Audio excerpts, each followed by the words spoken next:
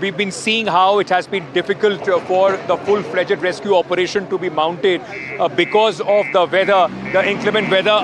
We are still 20 kilometers, 25 kilometers away from, in fact, Uttar Kashi, where we have been trying to make our way.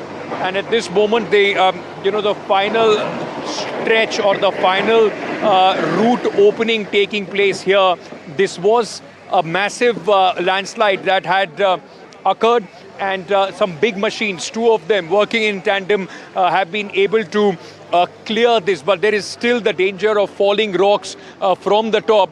And you will see this big machine. It was only after this machine came in by the administration that there is that this entire area was cleared up as far as this landslide is concerned. They are trying to make way, ensure that there is enough for cars to pass, and every time they are trying to do that, there is fresh slide that we see coming in. All right, I think Parmeshwar, what will now happen in a moment from now, this route will be opened up, and we will have to very quickly try and make our way, from here. Otherwise, if there is a fresh slide, then we'll again be stuck here. So what we'll try and do, we'll make our way back to our vehicles, and then as soon as we are given a go-ahead, because as we've been demonstrating since morning, it's very rapid. Once they open the route, one car after another very quickly has to move out from this place before it is blocked again. We are hoping that it will be few minutes from now, and then of course fingers crossed till Uttar Kashi, and then to Batwari, where we are hoping we would be able to make our way. It's more or less enough for vehicles to pass. The SDRF, the local police, we're trying to clear the way here. And then, of course, anticipation for everybody to try and move from this very place. So, Parmeshwar, at this moment, I'll hand it back to you, and we'll make our way to our car so that we can, in fact, try and push our way through as soon as this open, before, of course, fresh lights make our life difficult again, and we are stuck here for, hours at end.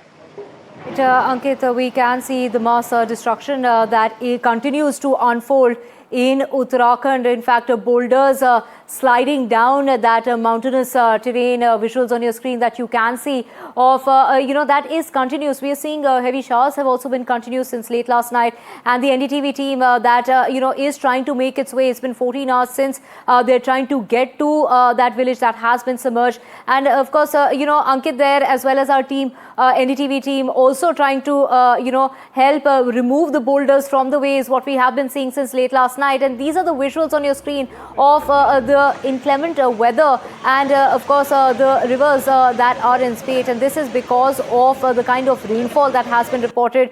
Do remember the Met Office is asking for more showers.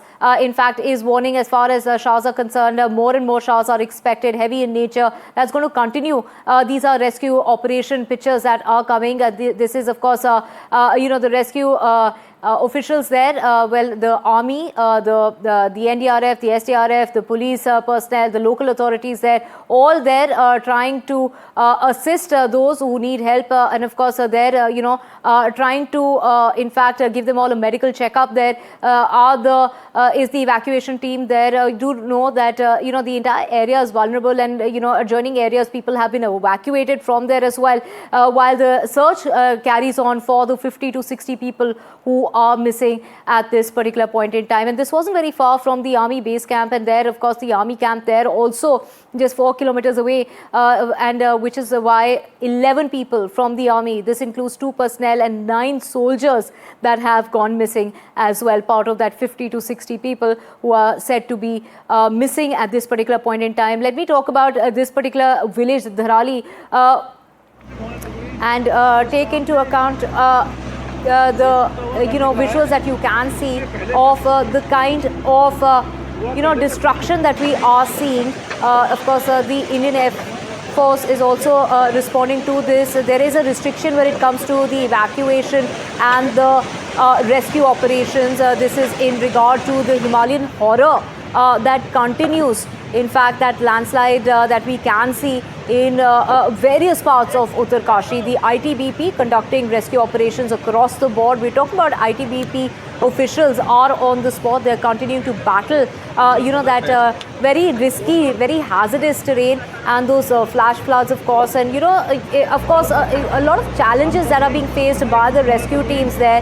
Their own lives are being put at risk here because, as you can see, boulders continue to roll down literally mountainous terrains and slopes in Uttarkashi.